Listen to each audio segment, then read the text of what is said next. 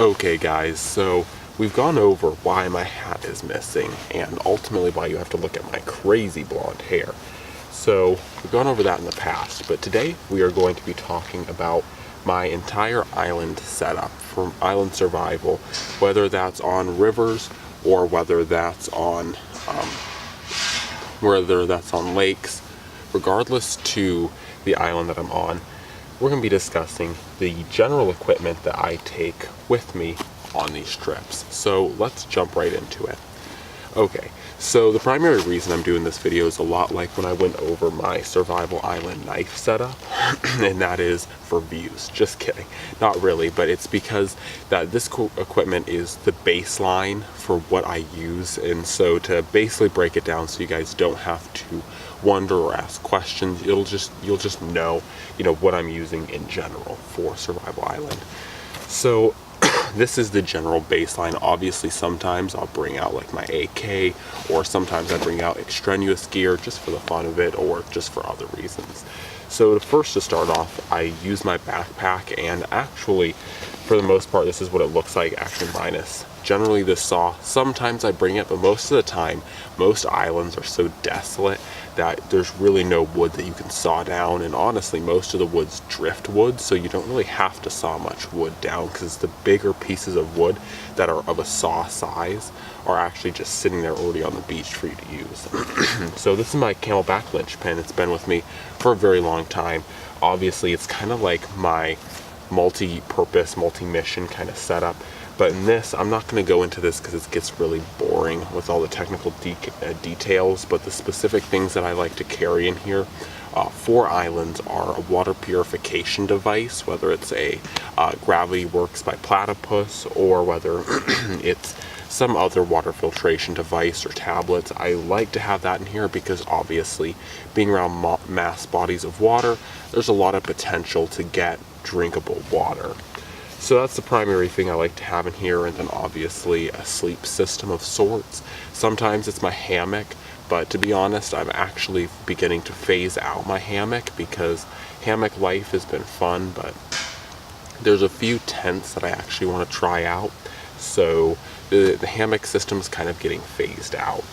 However, I like to have a sleep system, and then next to that I like to have a little bit of fishing gear in here, and we're going to actually be visiting fishing more next year, primarily because most of the fishing for non-ice fishing is actually beginning to stop. I mean, obviously you can fish year-round, but it gets a little bit more difficult, so I'm not necessarily going to get a fishing license this year, but start of next year I'm going to get a fishing license and do some more fishing related videos next year. So just general backpack and kind of the gear I carry there.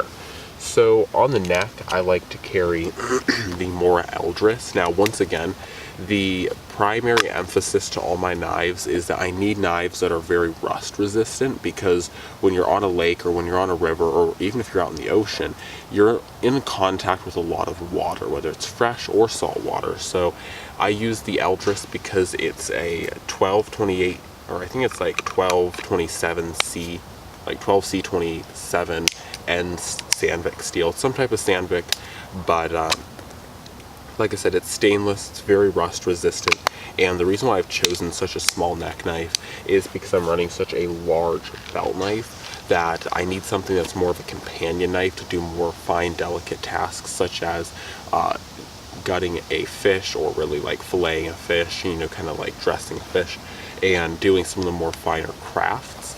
So that's the primary reason why I have a small neck knife. And then of course the good old Exotac Nano Striker, because fire is important regardless to where you're at. So then we actually have, I've actually changed this slightly up, and I'm going to do an updated video on my basically my Water's Edge knife system. But we got the Chris Reeves Knives Pacific as the main base blade, and that's due to the fact that the Pacific's a very rust resistant and very sturdy survival blade. It's big, it's thick, it's a hardcore survival blade, and I have really put it through its paces. And the best part is, like I said, it's very rust resistant. Then attached to this setup is a Condor man, the name escapes me. It's a Condor pouch, and I got them color coordinating with this multicam, so no more of that like ACU weird looking pouch on this. multicam. And so I'm actually going to break into this in a separate video because I don't want to bore you all here.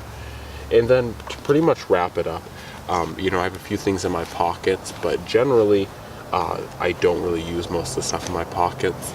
So next I got the good old Glock 19, or sometimes I carry the Glock 21.